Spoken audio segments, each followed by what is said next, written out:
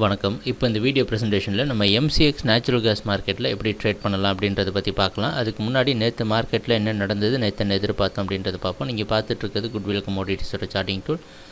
நம்ம இப்போலாம் அந்த கம்ப்யூட்டர் கர்சர் ஒவ்வொரு கேண்டில் ஸ்டிக் மேலே இருக்கணும். அப்போ கீழே உங்களுக்கு டேட்டும் டைமும் தெரியும். நம்ம பார்த்துட்ருக்கிற இந்த வெள்ளை கலர் கேண்டில் ஸ்டிக் தான் நேற்று மார்க்கெட்டோட ப்ரைஸ் ஓப்பனிங். 267 பக்கமாக நேற்று நேச்சுரல் கேஸ் மார்க்கெட் ஓப்பன் ஆகிருக்கு. நேற்று என்ன நம்ம எதிர்பார்த்தோம் அப்படின்னா, இது ஒரு புதிய கான்ட்ராக்ட். பழைய கான்ட்ராக்ட் நேற்று எக்ஸ்பயர் ஆகிற நேரத்தில் இருந்துச்சு. அதனால் நம்ம புதிய கான்ட்ராக்ட்டுக்கு மூவ் ஆகிட்டோம். நேற்று என்ன எதிர்பார்த்தோன்னா, இந்த 266 அப்படின்றது ஒரு முக்கியமான இடமா இருந்தது. அதுக்குண்டான காரணத்தையும் பல முறை சொல்லியிருந்தோம். இந்த 266 சப்போர்ட் எடுத்துகிட்டு மார்க்கெட் ஸ்ட்ராங்காக மேலே போயிடுச்சு அப்படின்னா ஓரளவு பையிங்க்கு வாய்ப்பு உண்டு. அப்படி 266 ஸ்ட்ராங்காக சப்போர்ட் எடுக்க முடியாமல் கீழே வந்ததுன்னா செல்லிங்க்கு சாதகமாக வரதுக்கு வாய்ப்பு உண்டு அப்படின்றது எதிர்பார்த்துருந்தோம். அந்த அடிப்படையில் ப்ரைஸ் ஓப்பன் ஆனதுக்கப்புறமே பார்த்திங்கன்னா 266க்கு மேலே போக முடியாமல் ப்ரைஸ் கீழே வந்தது. ஆனால் இந்த மார்க்கெட்டில் ஒன்று நோட் பண்ணி பார்த்தோன்னா, இந்த 266க்கு மேலே மறுபடியும் பிரேக் அவுட் கொடுத்து மார்க்கெட் ப்ரைஸ் இந்த 266ல் ப்ளஸ்ஸு மைனஸ் அப்படின்னு சொல்லி மேலேயும் கீழேயும் போக முடியாமல் மார்க்கெட் ரொம்ப திணறிட்டு இருந்தது. இந்த மாதிரி ஒரு சம்பவத்தை நம்ம எப்போ பார்ப்போம்னா, கண்டிப்பாக இந்த கான்ட்ராக்ட் எக்ஸ்பயர் ஆகிற நேரத்தில் இது சர்வசாதாரணமாக நடக்கிற ஒரு விஷயந்தான்.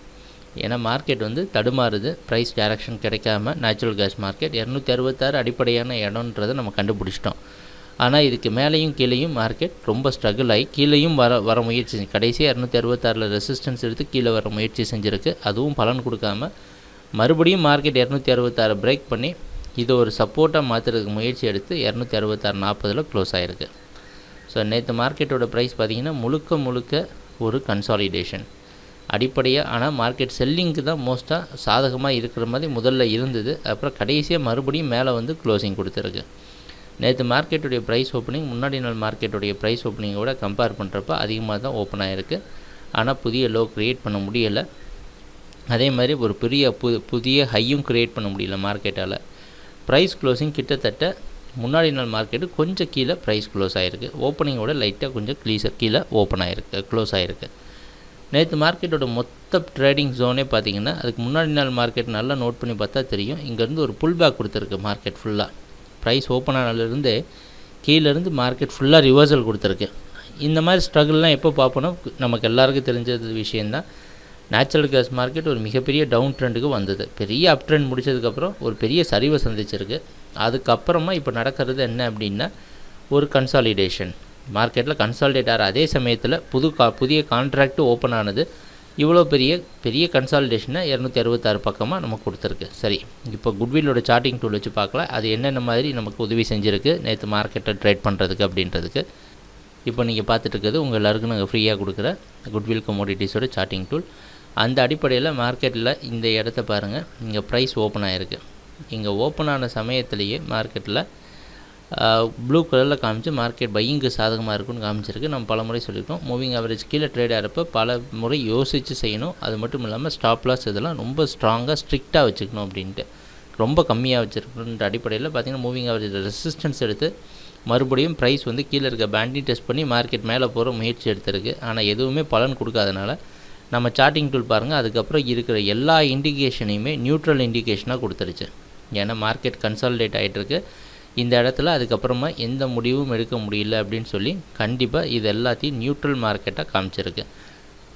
இதுதான் நமக்கு ஒரு அட்வான்டேஜ் குட்வில் கமோடிட்டி ஸ்டார்டிங் டூலை யூஸ் பண்ணுறதில்ல. ஒரு முறை தவறு வந்தாலும் அதுக்கப்புறமா தெளிவான ஒரு இண்டிகேஷன் கிடைக்கல அப்படின்றதுக்கு இந்த மார்க்கெட்டோட கன்சாலிடேஷன் ஃபேஸை கூட ரொம்ப அழகாக எடுத்து காமிச்சிருக்கு இது நம்ம குட்விலோட சார்ட்டிங் டூல். அதனால் இந்த தேவையில்லாமல் கன்சாலிடேஷன் மார்க்கெட்டில் நம்ம வாங்கி விற்று ஓவர் ட்ரேடிங் அப்படின்னு சொல்லுவாங்க. அதிகமாக ட்ரேட் பண்ணி நஷ்டம் பண்ணுறது. அந்த வாய்ப்பை கண்டிப்பாக இந்த குட்விலோட சார்ட்டிங் டூலில் அந்த மாதிரி சம்பவத்தை கண்டிப்பாக இந்த குட்விலோட சார்ட்டிங் டூல் யூஸ் பண்ணுறப்போ உங்களை தடுக்கிறதுக்கு எல்லா விதமான வாய்ப்பும் இந்த சார்ட்டிங் டூல் நீங்கள் யூஸ் பண்ணிங்கன்னா உண்டு. சரி, இன்றைக்கி மார்க்கெட்டில் என்ன பண்ணலாம் அப்படின்றத பற்றி பார்க்கலாம். இன்றைக்கி மார்க்கெட்டோட ப்ரைஸ் ஓப்பனிங் நேற்று மார்க்கெட்டோட ப்ரைஸ் க்ளோசிங்கை விட கொஞ்சம் அதிகமாக மேலே ஓப்பன் ஆகிறதுக்கு வாய்ப்பு உண்டு. பெரிய மாற்றங்கள் நம்ம எதிர்பார்க்கல. ஏன்னா வெளிநாட்டில் இருக்க நைமேக்ஸ் மார்க்கெட் வச்சு நம்ம கணிக்கிறோம். அந்த அடிப்படையில் பார்க்குறப்ப இந்த 266க்கு கீழே கரெக்டாக இப்போ பாருங்கள், இந்த மூவிங் ஆவரேஜ் கரெக்டாக 266 நிற்கிது. ப்ரைஸ் ஓப்பனிங் இது மேலே இருக்கிறப்பவே நம்ம குட்விலோட சார்ட்டிங் டூல் பை சிக்னல் கொடுக்கறதுக்கான வாய்ப்பு அதிகமாக உண்டு. இந்த 266 அடிப்படையான சப்போர்ட்டாக வச்சு 270 272 வரைக்கும் மார்க்கெட் போகிறதுக்கு வாய்ப்பு உண்டு. ஆனால் ஒரு விஷயத்தை நல்லா கவனத்தில் வச்சுக்கோங்க. இப்போ கன்சால்டேஷன் போட்டதுக்கப்புறமா நம்ம நேச்சுரல் கேஸ் மார்க்கெட்டோட ட்ரெண்ட் கன்ஃபர்மேஷன் இன்னும் வரல. நேச்சுரல் கேஸ் மார்க்கெட் இன்னும் ஓரளவு டவுன் ட்ரெண்டில் தான் இருக்குது. அதனால் முக்கியமான ரெசிஸ்டன்ஸ் வரப்போ அது பக்கமாகவே ப்ராஃபிட்டை புக் பண்ணிடுங்க.